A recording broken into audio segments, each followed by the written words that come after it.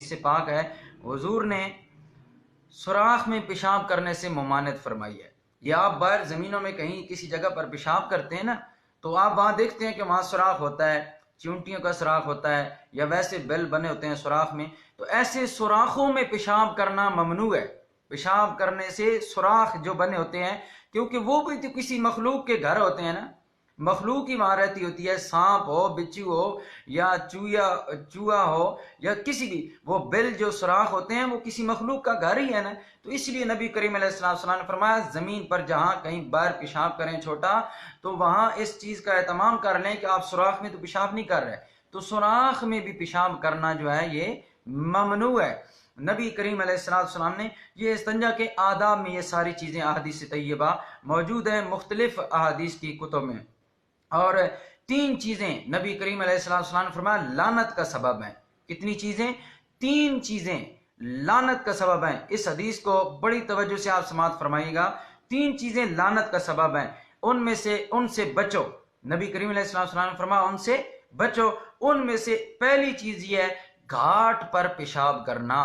घाट पर जहां पानी ठहरा होता है, ठीक है जी, बुलंद जगह होती है, बुलंद जगह से पानी आ रहा होता है निचली जगह पर, और पानी इस जगह पर इकट्ठा हो रहा होता है, तालाब नुमा बन जाता है, ठीक है, या बहते हुए पानी में, जहां घाट, जहां लोग पानी पीते हैं, जानवर पानी पीते हैं, लोग आके वहां नहाते धोते हैं, तो ऐसी जगहों पर पेशाब करने से बचो।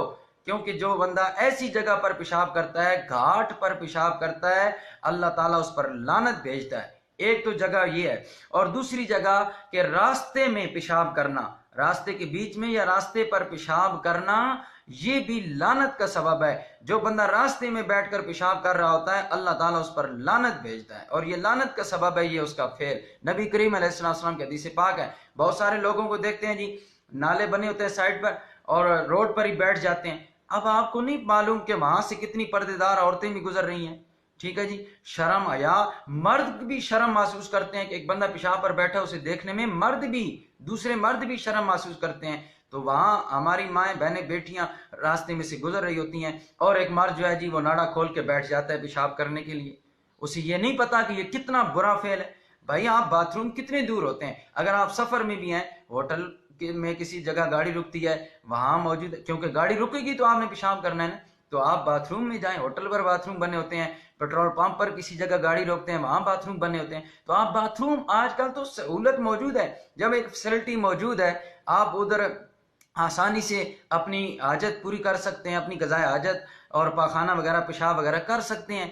तो फिर आपको क्या जरूरत है रास्ते में बैठकर अल्लाह ताला की लानत लेने का आप जरिया बने, ऐसा फेल करें। तो इसलिए रास्ते में बैठने से, पेशाब करने से भी अपने आप को बचाएं, क्योंकि जो बंदा रास्ते में बैठकर पेशाब करता है, अल्लाह उस पर लानत भेजता है, और ये फेल उसका लानत का सबब है हदीस पाक की रोशनी में। और तीसरी जगह के सायादार दरख्त में, दरख्त के नीचे, सायादार दरख्त के नीचे पेशाब करना भी, ये भी लानत का सबब है। नबी करीम अलैहिस्सलाम ने फरमाया, अल्लाह ताला तीन फेल इंसान के लानत के सबब हैं। एक ये है घाट पर पेशाब करना, भी ये फेल भी लानत का सबब है। रास्ते में पेशाब करना, ये भी लानत का सबब है। और सायादार दरख्त के नीचे पेशाब करना, ये भी लानत का सबब है। और इस हदीस पाक को सुनन नबी दाऊद शरीफ और इब्ने माजा शरीफ में ये हदीस पाक मौजूद है, नकल किया गया है। आगे नबी करीम अलैहिस्सलाम की एक और हदीस पाक नसाई शरीफ और तिर्मिज़ी शरीफ